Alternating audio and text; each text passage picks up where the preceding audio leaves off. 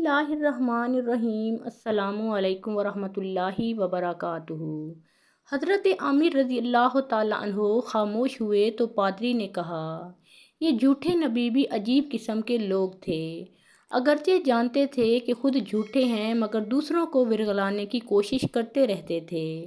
حضرت عامر حضرت محمد صلی اللہ علیہ وآلہ وسلم کا جاہ و جلال، عزت و عظمت اور امتیوں کی محبت و وارفتگی دیکھ کر لوگوں کے منہ میں پانی بھر آیا اور وہ حریص جا ہو کر نبوت کی نکالی کرنے لگے۔ حالانکہ رسول اللہ صلی اللہ علیہ وآلہ وسلم نے صاف طور پر یہ فرما دیا تھا کہ میں آخری نبی ہوں، میرے بعد کوئی نبی نہ ہوگا۔ چنانچہ حضور اکرم صلی اللہ علیہ وآلہ وسلم نے ارشاد فرمایا، مجھے اپنی امت کے حق میں گمراہ کرنے والے اماموں خانہ ساز نبیوں کی طرف سے بڑا اندیشہ ہے، اور میری امت میں 30 کذاب جھوٹے ضرور پیدا ہوں گے۔ ان میں سے ہر ایک اس بات کا مدعی ہوگا کہ وہ اللہ تعالیٰ کا نبی ہے، حالانکہ میں آخری نبی ہوں اور میرے بعد کوئی نبی مبعوث نہ ہوگا۔ رواہ مسلم شریف عن حضرت ثوبان رضی اللہ تعالیٰ عنہ۔ پادری: اچھا تم حالات بیان کرو۔ حضرت عامر رضی اللہ تعالیٰ عنہ نے فرمانا شروع کیا، حضرت خالد سجح کی مہم سے فارغ ہو کر مالک بن نویرہ کے تعاقب میں چلے۔ مالک مسلمان ہو کر مرتد ہو گیا تھا۔ وہ سجح کا ساتھ چھوڑ کر حضرت خالد بن ولید رضی اللہ تعالیٰ عنہ کے خوف سے قبیلہ بنو تمیم کی بستیوں کی طرف بھاگ گیا تھا اور موضع بطح میں جا کر مقیم ہو گیا تھا۔ حضرت خالد بن ولید رضی اللہ تعالیٰ عنہ اس کا سراغ لگاتے ہوئے وہاں پہنچے۔ حضرت ابو بکر صدیق رضی اللہ تعالیٰ عنہ خلیفہ اول نے حضرت خالد بن ولید رضی اللہ تعالیٰ عنہ کو یہ حکم دیا تھا کہ وہ جن مرتد قبائل میں پہنچے وہاں جا کر اول اذان دیں، اگر ان کے جواب میں قبیلہ والے بھی اذان دیں تو اس بستی پر طاقت نہ کی جائے۔ چنانچہ حضرت خالد بن ولید رضی اللہ تعالیٰ عنہ نے بطح میں پہنچ کر اذان دلائی۔ اذان کے جواب میں اذان کی آواز نہیں آئی، چنانچہ بستی پر چھاپا مارا گیا۔ مالک بن نویرہ کو گرفتار کر کے حضرت خالد بن ولید رضی اللہ تعالیٰ عنہ کے سامنے پیش کیا گیا۔ حضرت ابو قتادہ انصاری اور چند اور لوگوں نے حضرت خالد بن ولید رضی اللہ تعالیٰ عنہ سے عرض کیا، ہمیں اپنی اذان کے جواب میں اس بستی سے اذان کی آواز آئی تھی، خلیفہ کے حکم کے خلاف اس گاؤں پر چھاپا مارا گیا۔ حضرت خالد بن ولید رضی اللہ تعالیٰ عنہ نے فرمایا، میں نے نہیں سنی۔ احتیاط کے طور پر حضرت خالد بن ولید رضی اللہ تعالیٰ عنہ نے تمام سپاہیوں سے دریافت کیا۔ مسلمانوں کی زیادہ تعداد بھی یہی کہتی تھی کہ آواز نہیں آئی۔ چنانچہ حضرت خالد بن ولید رضی اللہ تعالیٰ عنہ نے خود مالک بن نویرہ سے اس معاملے میں گفتگو کی۔ اس نے گفتگو کو یعنی طول دے دیا اور باتیں کرتے ہوئے کئی مرتبہ یہ کہا، تمہارے صاحب رسول اللہ صلی اللہ علیہ وآلہ وسلم نے ایسا فرمایا ہے۔ حضرت خالد بن ولید رضی اللہ تعالیٰ عنہ نے ترش رو ہو کر فرمایا، کیا تمہارے صاحب نہ تھے؟ مالک نے اس کا کوئی معقول جواب نہیں دیا بلکہ اور باتیں شروع کر دیں، کیونکہ اس کی باتوں سے ارتداد ٹپک رہا تھا۔ لہٰذا حضرت خالد بن ولید رضی اللہ تعالیٰ عنہ نے حضرت زرار رضی اللہ تعالیٰ عنہ کو اشارہ کیا اور انہوں نے تلوار سے مالک کا سر اڑا دیا۔ مالک کے قتل کیے جانے سے وہ لوگ جو کہتے تھے کہ اذان کی آواز آئی تھی، حضرت خالد بن ولید رضی اللہ تعالیٰ عنہ سے ناخوش ہو گئے۔ حضرت ابو قتادہ بہت خفا ہوئے۔ انہوں نے صاف طور پر کہا کہ حضرت خالد بن ولید رضی اللہ تعالیٰ عنہ مسلمانوں کو قتل کرتے ہیں۔ وہ اس روز وہاں سے بغیر حضرت خالد بن ولید رضی اللہ تعالیٰ عنہ سے اجازت لیے مدینہ منورہ روانہ ہو گئے۔ انہوں نے پہلے یہ واقعہ حضرت عمر فاروق رضی اللہ تعالیٰ عنہ سے بیان کیا۔ حضرت عمر فاروق رضی اللہ تعالیٰ عنہ حضرت خالد بن ولید رضی اللہ تعالیٰ عنہ پر بہت برہم ہوئے۔ انہوں نے حضرت ابو بکر صدیق رضی اللہ تعالیٰ عنہ خلیفہ اول سے حضرت خالد بن ولید رضی اللہ تعالیٰ عنہ کی بے احتیاطی کی شکایت کی اور سفارش کی کہ انہیں معزول کر کے ان سے مالک کا قصاص لیا جائے۔ جب یہ خبر مدینہ منورہ میں پہنچی تو عام طور پر مسلمان حضرت خالد بن ولید رضی اللہ تعالیٰ عنہ سے ناراض ہو گئے اور انہوں نے دربار خلافت میں انہیں سزا دیے جانے کی درخواست کی۔ حضرت ابو بکر صدیق رضی اللہ تعالیٰ عنہ نے حضرت خالد بن ولید رضی اللہ تعالیٰ عنہ کے خلاف شہادت طلب کی۔ حضرت ابو قتادہ پیش کیے گئے۔ حضرت ابو بکر صدیق رضی اللہ تعالیٰ عنہ نے حضرت ابو قتادہ کی شہادت اس بنا پر مسترد کر دی کہ حضرت ابو قتادہ نے فوجی قانون کی خلاف ورزی کی۔ وہ اپنے افسر حضرت خالد بن ولید رضی اللہ تعالیٰ عنہ سے اجازت لیے بغیر چلے آئے تھے، چنانچہ انہیں حکم دیا گیا کہ وہ حضرت خالد بن ولید رضی اللہ تعالیٰ عنہ کے پاس جا کر ان کے احکام کی تعمیل کریں۔ حضرت ابو قتادہ چلے گئے، لیکن چونکہ خلافت کے بعض اراکین حضرت خالد بن ولید رضی اللہ تعالیٰ عنہ پر الزام لگا رہے تھے، اس لیے خلیفہ اول حضرت ابو بکر صدیق رضی اللہ تعالیٰ عنہ نے حضرت خالد بن ولید رضی اللہ تعالیٰ عنہ کو جواب دہی کے لیے طلب کیا۔ حضرت خالد بن ولید رضی اللہ تعالیٰ عنہ کو یہ معلوم ہو گیا تھا کہ حضرت عمر فاروق رضی اللہ تعالیٰ عنہ بھی ان کی مخالفت پر آمادہ ہو گئے ہیں، اور وہ جانتے تھے کہ حضرت عمر فاروق رضی اللہ تعالیٰ عنہ بڑے تیز مزاج ہیں، سخت سرزنش کریں گے، اس لیے وہ خفیہ طور پر خلیفۃ المومنین کی خدمت بابرکت میں حاضر ہوئے۔ حضرت ابو بکر صدیق رضی اللہ تعالیٰ عنہ نے ان سے دریافت فرمایا، تم نے مالک کو بلا وجہ کیوں قتل کروایا؟ حضرت خالد بن ولید رضی اللہ تعالیٰ عنہ نے جواب دیا، مجھے مالک سے کوئی دشمنی نہ تھی جو میں بلا وجہ اسے قتل کرا دیتا۔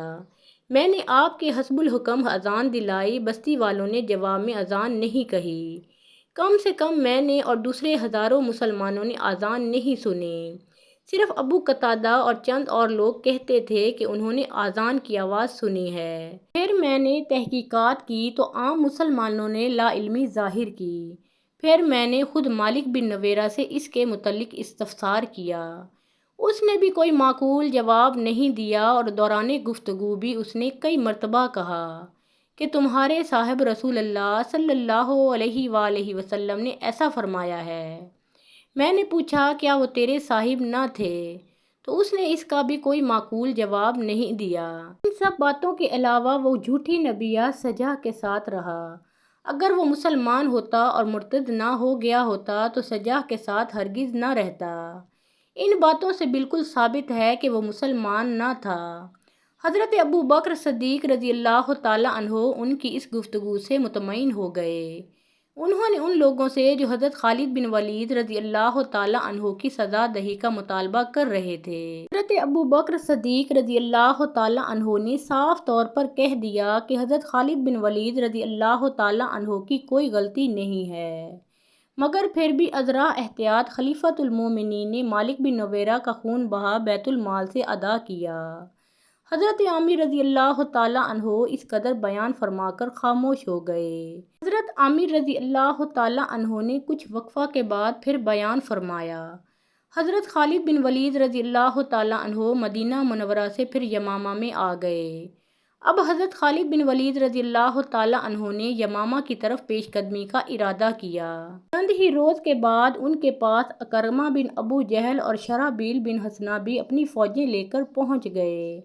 حضرت خالد بن ولید رضی اللہ تعالیٰ عنہ اس تمام لشکر کو لے کر یمامہ کی طرف روانہ ہوئے۔ خلیفۃ المومنین کو یہ خبر پہنچی تھی کہ مسیلمہ کذاب کے ساتھ بہت زیادہ لشکر ہے، چنانچہ انہوں نے حضرت خالد بن ولید رضی اللہ تعالیٰ عنہ کی مدد کے لیے کچھ اور فوج بھی بھیج دی تھی۔ یہ فوج بھی راستہ ہی میں حضرت خالد بن ولید رضی اللہ تعالیٰ عنہ سے مل گئی۔ اب مسلمانوں کی کل تعداد 13,000 ہو گئی، لیکن جاسوسوں سے حضرت خالد بن ولید رضی اللہ تعالیٰ عنہ کو یہ معلوم ہوا کہ مسیلمہ کذاب کے ساتھ 40,000 لشکر جرار ہے۔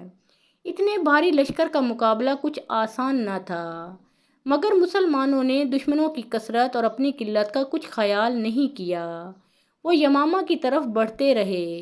یہ مسیلمہ کذاب کو معلوم ہوا کہ اسلامی لشکر قریب آ گیا ہے۔ اس نے اپنے ایک مشہور اور بہادر سردار مجاہ نامی کو 60 آدمیوں کے ہمراہ مسلمانوں کی تعداد اور نقل و حرکت معلوم کرنے کے لیے روانہ کیا۔ اس وقت مسلمان یمامہ سے ایک منزل کے فاصلے پر مقام عذر میں مقیم تھے۔ اسلامی ہر اول دستہ وہاں سے یمامہ کی طرف روانہ ہوا۔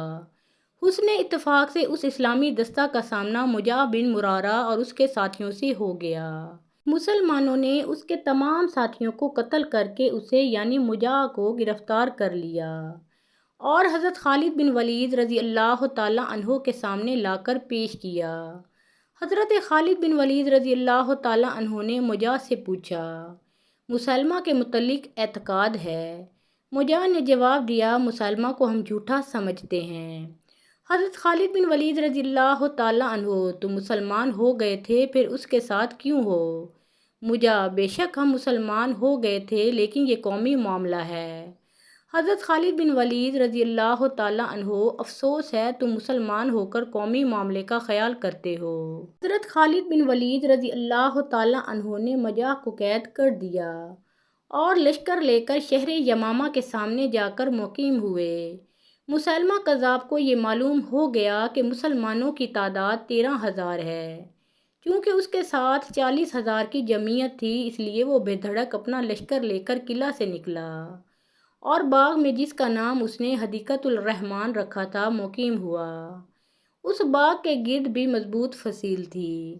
اگلے روز وہ اپنا کل لشکر لے کر میدان میں نکلا۔ اس نے اپنی ساری سپاہ 2 حصوں میں تقسیم کی۔ ایک حصہ پر رجال بن عنفوا کو اور دوسرے پر محکم بن طفیل کو سردار مقرر کیا۔ ان دونوں سرداروں نے لشکر کو صف بستہ کر دیا۔ ادھر حضرت خالد بن ولید رضی اللہ تعالیٰ عنہ بھی اپنی فوج لے کر میدان میں نکلے۔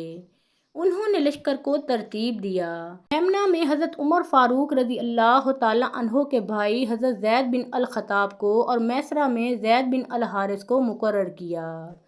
علم ثابت بن قیس کو دیا۔ جب صف بندی ہو چکی تب مسلمہ نے اپنے لشکر کو حملہ کرنے کا حکم دیا۔ اس کی فوجی صفیں کوہ شکن موجوں کی طرح مسلمانوں کی طرف بڑھیں۔ مسلمانوں نے بھی پیش قدمی شروع کی۔ دونوں لشکر بھڑ گئے، تلواریں تڑپ کر میانوں سے نکل آئیں۔ ہنگامہ کارزار شروع ہو گیا۔ مسلمہ کذاب کے لشکر نے نہایت سخت حملہ کیا۔ اگرچہ مسلمانوں نے نہایت جواں مردی اور صبر و استقلال سے مرتدوں کے اس حملے کو روکا، لیکن پھر بھی وہ کئی قدم پیچھے ہٹ گئے، مگر پھر جم گئے اور نہایت دلیری سے لڑنے لگے۔ محترم ناظرین، اس کے بعد کے حالات و واقعات ہم اپنی اگلی ویڈیو میں پیش کریں گے۔ آپ سب سے گزارش ہے کہ پیارے آقا محمد مصطفیٰ صلی اللہ علیہ وآلہ وسلم کا پیارا نام ایک بار کامنٹ سیکشن میں ضرور لکھیں۔ ویڈیو پسند آئی ہو تو لائک اور شیئر کیجیے۔ مزید اسلامی واقعات اور سبق آموز کہانیاں سننے کے لیے ہمارے اس چینل کو سبسکرائب کریں۔ اللہ تعالیٰ آپ سب کا حامی و ناصر ہو۔